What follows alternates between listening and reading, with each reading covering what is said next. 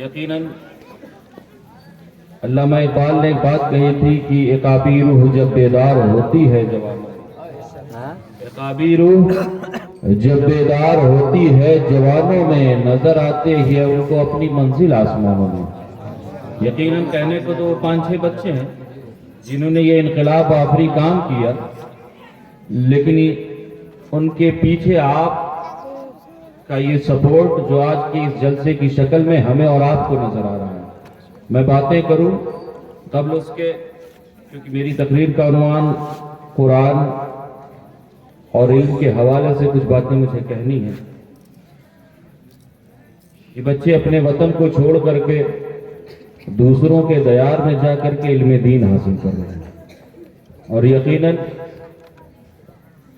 وہ پھول سر چڑھا چمن سے نکل گیا، وہ پھول سر چڑھا جو چمن سے نکل گیا، عزت اسے ملی جو وطن سے نکل گیا۔ کیا بات ہے، نہ جانے کتنے پھول ہیں جو آپ کے چمن کو خیر آباد کہہ کر کے جب دوسرے وطن پر جاتے ہیں نا تو وہ وہاں گلشن آباد کر دیتے ہیں، بے اور شک پھر یقیناً وہ اس علاقے میں سہرے کی حیثیت رکھتے ہیں۔ لوگ انہیں فلاں امام صاحب کے نام سے جانتے ہیں، فلاں مؤذن صاحب کے نام سے جانتے ہیں، فلاں مفتی صاحب کے نام سے۔ واہ، صحیح بات ہے، صحیح۔ اور اگر اس جاننے اور پہچاننے کے پیچھے کوئی چیز، کوئی عمل کی کار فرمائی نظر آتی ہے تو وہ علم ہے، واہ، وہ نور علم ہے، جی، سبحان وہ عزت دلوانے والی طاقت کا نام علم ہے، اور وہ اس علم کے حوالے سے کونین کے والی فرماتے ہیں، سنو انا مدینۃ العلم والی واہ واہ، کیا بات ہے، میں علم کا شہر ہوں، جی اور علی اس کے دروازے میں۔ باتیں کروں قبل اس کے حمد کے 2 اشعار، کیونکہ ہم اہل سنت ہیں، جی ہے وہ یا نہیں؟ جی، بولو اور منہ کھولو، لگے 2-4 منٹ، زیادہ دیر نہیں بولوں گا، اور میرا مزاج بھی ہے میں تبھی تک بولتا ہوں جب تک سامنے والا سننے کی خواہش رکھتا ہے۔ میں اپنی تقریر فوراً ختم کر دیتا ہوں کہ علماء موجود ہیں، ان سے پوچھیں کہ جب ہم سینکڑوں صفحے پڑھتے ہیں نا، سینکڑوں صفحے پڑھنے کے بعد 2-4 صفحے 2-4-10 منٹ کی تقریر تیار ہوتی ہے۔ واہ، آپ کے سامنے جو 10 منٹ کی تقریر کوئی بندہ پیش کرتا ہے نا، تو اس کے لیے وہ پہلے سینکڑوں صفحوں کا مطالعہ کرتا ہے، تب آپ کی بارگاہ میں پیش کیا۔ جی حق، تو میں ایک دم پسند نہیں کرتا کہ میرے الفاظ کو ہواؤں میں اڑایا جائے۔ نہیں، یہ الفاظ ہواؤں میں اڑانے کے لیے نہیں، بلکہ یہ الفاظ سینوں میں سجانے کے لیے۔ واہ، صحیح، میری باتوں کو سنیں، الحمدللہ میں اہل سنت ہے۔ اہل سنت پر ایک طبقہ الزام لگاتا ہے یہ اہل سنت نا، یہ رسول کی رسالت کا ذکر زیادہ، خدا کی وحدانیت کا ذکر کم۔ میں بتا دوں الحمدللہ ہمیں ناز ہے، ہم اہل سنت ہیں، ہم رسول کی رسالت بھی بیان کرتے ہیں اور خدا کی وحدانیت بھی۔ واہ، صحیح بات، حق ہے، اور یقیناً ہم اہل سنت ہیں، ہمیں ناز ہے، ہم اہل سنت ہیں۔ اسی لیے میں ایک بات کہتا ہوں، میں اپنی بات حمد کے 2 اشعار کے ساتھ شروع کرتا ہوں کہ حمد و ثنا ہے تیری کون و مکان والے، حمد و ثنا ہے تیری کون و مکان والے، اے رب ہر دو عالم دونوں جہان والے، اے رب ہر دو عالم دونوں جہان والے، اور میں اس کی دسترس میں ہوں مگر وہ مجھے میری رضا سے نہ۔ کوئی شخص یہ نہیں کہہ سکتا کہ میں رب کے قبضے قدرت سے آزاد ہوں۔ ہر شخص رب کے قبضے قدرت پہ گرفتار ہے، لیکن وہ رب جو اپنے بندوں پر 70 ماہوں سے زیادہ ہے۔ بے شک، بے شک، کنڈیشن ہے کہ وہ ہماری آنکھوں میں آنسو نہیں دیکھ سکتے۔ سوچو جو رب ہم پر 70 ماہوں سے زیادہ مہربان ہے، وہ کب چاہے گا کہ اس کے بندے رنجیدہ اور سنجیدہ، وہ کب چاہے گا اس کے بندے پریشان اور مصیبتوں میں گرفتار ہوں۔ لیکن جانتے ہیں، حقیقت ہے کہ جب امت کے اعمال پراگندہ ہوتے ہیں، جب امت کے اعمال خراب ہوتے ہیں تو رب ظالم بادشاہ مسلط کر دیتا ہے۔ ہاں، صحیح بات، میں اس کی دسترس میں ہوں مگر وہ مجھے میری رضا سے مانتا ہے، اور وہ میری ہر کیفیت کیوں نہ جانے، وہ میرے سب حوالے جانتا ہے۔ وہ میری ہر کیفیت کیوں نہ جانے، وہ میرے سارے حوالے جانتا ہے۔ اور ایک بات اور کہہ دوں کہ ہوا کے دوش پر لفظوں کے کارواں اترے، ہوا کے دوش پر لفظوں کے کارواں اترے، تیری حیات کے پیغام جاویزاں اترے۔ واہ، سبحان، کیا بات، ہوا کے دوش پر لفظوں کے کارواں اترے، تیری حیات کے پیغام جاویزاں اترے، اور لیے چراغ ہدایت اندھیری راتوں میں، لیے چراغ ہدایت اندھیری راتوں میں، ارے رسول پاک کے بیٹے کہاں کہاں۔ واہ، کیا بات ہے، واہ واہ، सुभान रसूल अल्लाह। पाक के बेटे कहाँ कहाँ उतरे। एक बात और कह दूं अपने हवाले किससे कि मुख्तसर सी मेरी कहानी, या रसूलुल्लाह मुख्तसर सी मेरी कहानी है, जो भी है तेरी मेहरबानी। अरे वाह क्या मुख्तसर सी मेरी कहानी है, जो भी है तेरी मेहरबानी है, और जितने सांसों ने तेरे नाम लिए, या रसूलुल्लाह जितनी सांसों ने तेरे नाम लिए बस वही मेरी जिंदगानी है, बस वही मेरी जिंदगानी। एक मर्तबा हुसूल बरकत के लिए, तलब अमन आफियत के लिए, तमाम आफात और बलैयात से हिफाजत के लिए, जिंदगी की किसी एक रात अपने आका की रुखे नूर की जियारत के लिए दुरूद पाक करो। अल्लाहुम्मा सल्ली अला सय्यिदना मौलाना मुहम्मद बारिक वसल्लम कमा तुहिब्बु व तर्दा बेअन तुसल्ली सलातन व सलामन अलैका या रसूल अल्लाह। कुरान पाक की जैसे आयत करीमा की तिलावत का शरफ हासिल किया। कुरान रब की किताब है, ला रैब किताब है, बेअब। इस किताब में शक नहीं, शक से पाक किताब है। और एक बात बताते हैं, इस किताब और दुनिया की तमाम किताबों के दरमियान तुर्रे इम्तियाज ये है कि जब दुनियावी किसी बंदे की किताब आप पढ़ते हैं ना, किसी ऑथर की राइटिंग पढ़ते हैं, पढ़ने के बाद ये नतीजा निकालते हैं कि मैंने ये किताब पढ़ा, मुसन्निफ ने अगर तसनीफ इस नहज पर लिखी होती तो रिजल्ट ये आता। ऑथर की राइटिंग इस तरीके पर होती तो रिजल्ट ये आता। मुअल्लिफ की तालीफ इस नतीजे पर, इस नहज पर होती तो नतीजा ये निकलता। लेकिन जानते हैं किसी आबिद की किताब नहीं बल्कि माबूद की किताब है।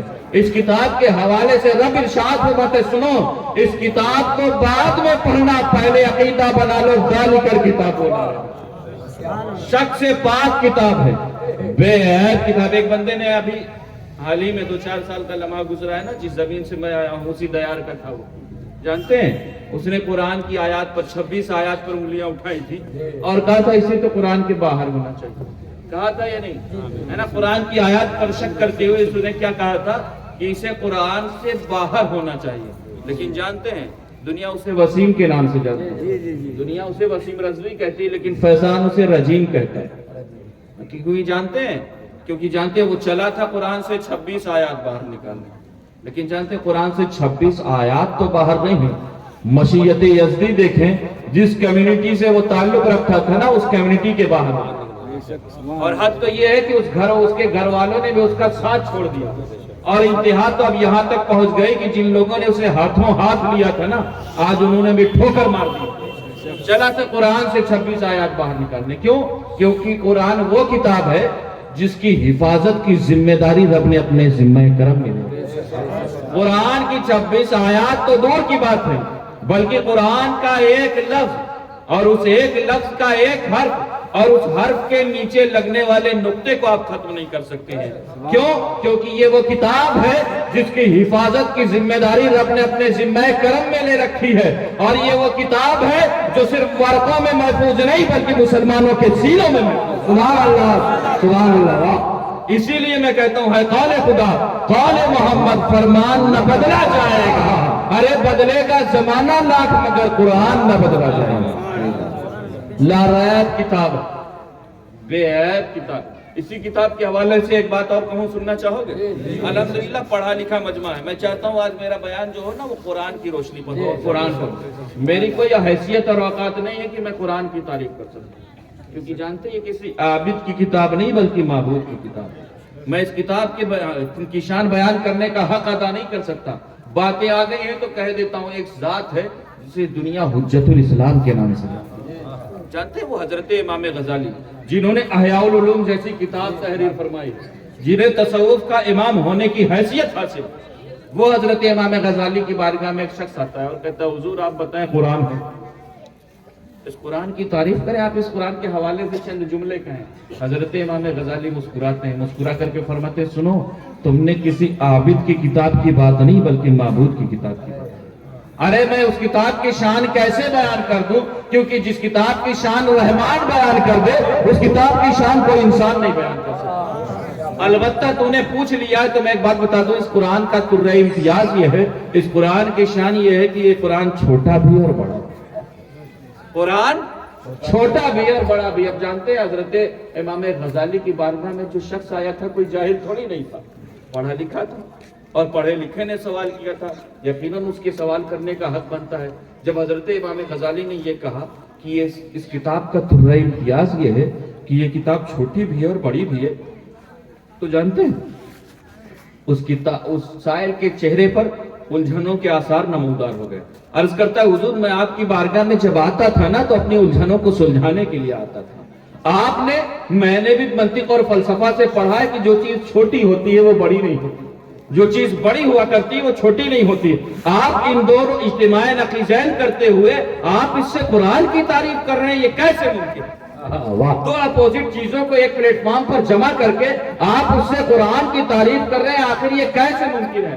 حضرت امام غزالی ارشاد فرماتے سنو، میں نے تجھ سے پہلے ہی کہا تھا کہ تم نے کسی عابد کی کتاب کی بات نہیں بلکہ معبود کی کتاب۔ واہ سبحان اللہ سبحان ارے میں بتا دوں یہی حیرت کا مقام نہیں ہے، بلکہ سن قرآن چھوٹا بھی ہے اور بڑا بھی ہے۔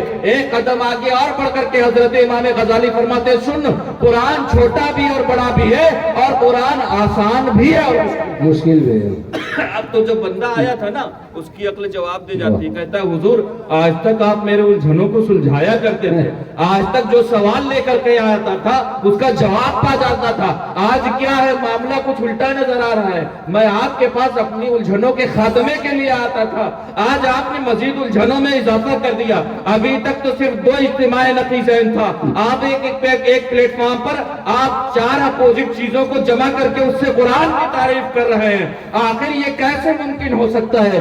جہاں تک میرا علم کہتا ہے، جہاں تک منطق اور فلسفہ اور سائنس بتاتی ہے کہ جو چیز چھوٹی ہوتی ہے وہ بڑی نہیں ہوا کرتی، جو چیز بڑی ہو جاتی ہے پھر وہ چھوٹی نہیں ہوتی، جو چیز آسان ہوتی ہے پھر وہ مشکل نہیں ہوا کرتی، جو چیز مشکل ہوتی ہے وہ پھر آسان نہیں ہوتی، تو بتائیں قرآن کی تعریف میں یہ کیسے ممکن ہے؟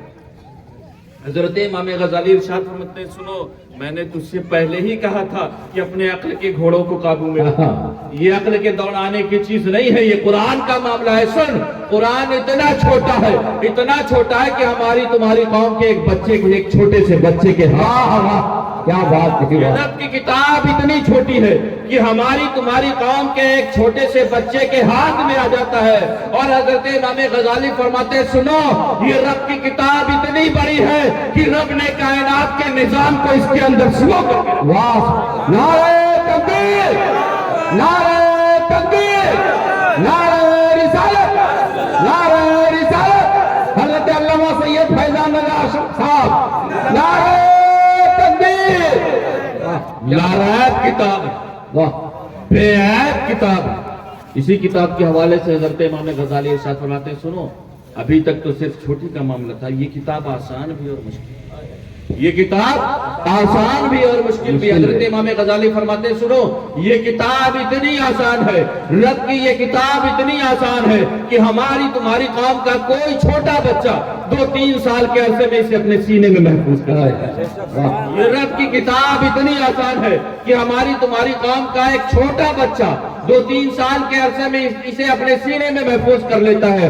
اور حضرت امام غزالی ارشاد فرماتے ہیں سنو، یہ رب کی کتاب اتنی مشکل ہے کہ بڑے سے بڑے مفکر، بڑے سے بڑے دانشور، بڑے سے بڑے اسکالر، بڑے سے بڑے رائٹر، بڑے سے بڑے سائنسداں، بڑے سے بڑے محقق، بڑے سے بڑے مجدد، بڑے سے بڑے مقرر، بڑے سے بڑے مفسر قرآن کی آیات میں غوطہ لگاتے رہے اور موتی نکالتے رہے، ان کے تو عقل کی انتہا ہو گئی لیکن قرآن کی انتہا غیر۔ واہ سبحان اللہ، واہ لارائب کتاب، بے شک، بے عیب کتاب، اس کتاب میں شک نہیں ہے۔ اور جانتے ہیں حالات اتنے خراب ہیں، آج ہم اور کب قرآن پڑھتے ہیں؟ کب پڑھتے ہیں؟ پتہ ہے کب پڑھتے ہیں؟ ابھی رمضان گزرا ہے، خوب لاکھ ڈانٹ لگی ہوئی تھی، فلاں 3 ختم کر رہا ہے، فلاں 4 ختم کر رہا ہے۔ حضرت امام غزالی کا ایک قول سناؤں اور اسی قول کے مطابق اپنی زندگی گزارنے کی کوشش کروں۔ حضرت امام غزالی کی باتیں میں کہنے چلا ہوں۔ حضرت امام غزالی فرماتے ہیں کہ سنو، میں نے کچھ لوگوں کو ایسا دیکھا ہے جو روز ایک ختم قرآن کرتے ہیں، روز ایک ختم قرآن کرتے ہیں، لیکن جانتے ہیں وہ حضرت امام غزالی کا اگلا جملہ سنو اور اس میں گرہ باندھنے کی کوشش کرو، اس کے مطابق اپنی زندگی کرنے کی کوشش کرو۔ حضرت امام غزالی فرماتے ہیں کہ وہ روز ختم قرآن تو کرتے ہیں لیکن قرآن ان کے گلے سے نیچے نہیں ہوتے، لیکن قرآن उनके गले से नीचे नहीं उतरता। सवाल होता है हुज्जतुल इस्लाम वो कौन लोग हैं, आखिर वो बंदे क्या हैं, उनका कुछ इंट्रोड्यूस तो करवाइए, उनका कुछ निशान, उनकी अलामतें तो बताइए। हजरत इमाम गजाली फरमाते हैं ये वो लोग हैं जो कुरान पढ़ते तो हैं लेकिन कुरान समझते नहीं। लिहाजा जरूरत इस बात की, इस कुरान में है क्या, इस कुरान में अंबिया के वाक़यात, इस कुरान में वाद है, वईद है, नसीहतें हैं, कहानियां हैं, इस कुरान में शरीयत के मसाइल हैं, इस कुरान में पिछली उम्मतों के वाक़यात हैं।